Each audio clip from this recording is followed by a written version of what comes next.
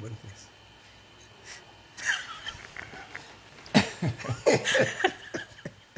Wacha ni mago Josiaya. Josiaya Kababa. Mtie haki huku moro gani.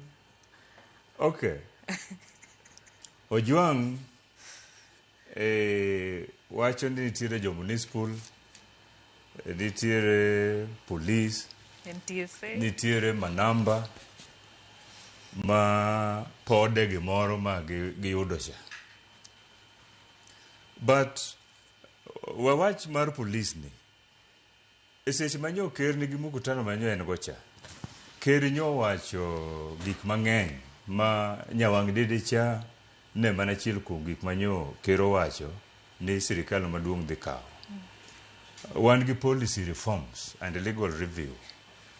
Oduoro kata wacho kan ni kata mana SACCOs gi ka ok strong.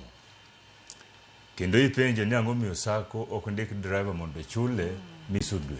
Obed waka, obed jatich kaka ng'ata ng'ata. Mondo golgie pressure makadho. Mondo golgie pressure nikech koro waketo gie jolwedo kata jodhowa. Chula chama dhi godo.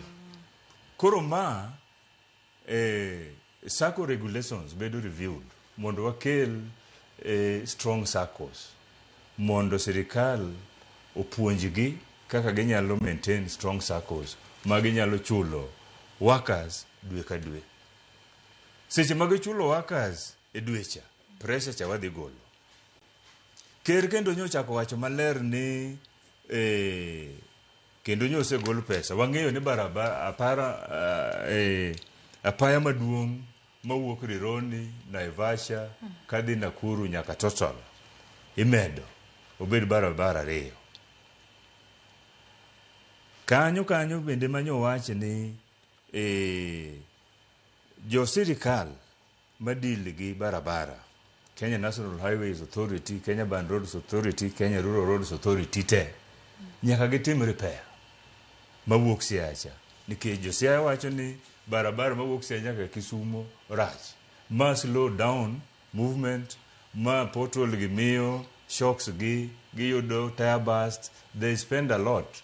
Tiende ni loso gari kata tero gari service kendo chako chamo pesa molo pesa mane gin gocha.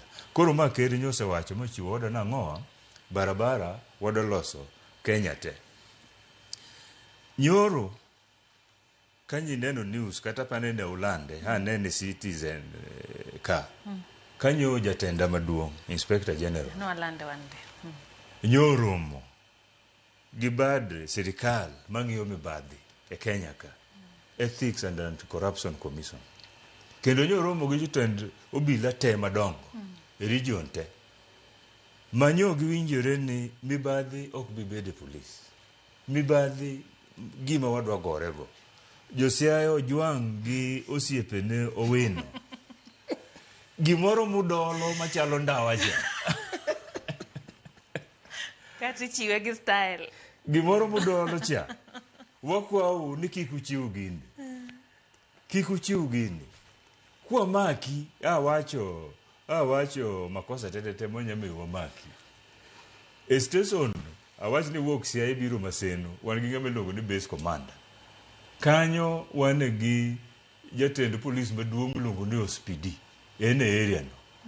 Inspector General higa mokalo nyochako post senior officer e county level e county. Wan gi ng'ama iluongo ni county traffic enforcement officer.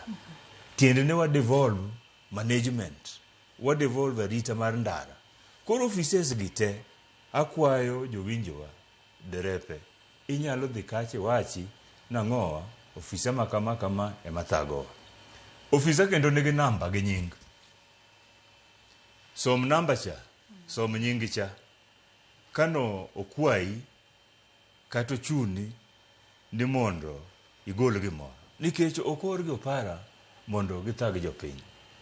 Officers oore opara mondo kwe arita piny. Gidho ngere wacho ni wa facilitate traffic and movement of citizens. Oduono wacho ni oting'o ng'ata ng'ato, oting'o daktari, oting'o japuonj, oting'o nyathi skul. Jok moduoro oting'o te matatu gi wadwa ni gichop kuma gidhiye haraka. Ok wadwa ni kendo police ng'ama nigi uniform emochako bedo kacha. but mag county giwacho jo municipal county bing'e ni nyaka kaw osuru matin nikech gin ema gichiwo parking, gin ema giloso stage,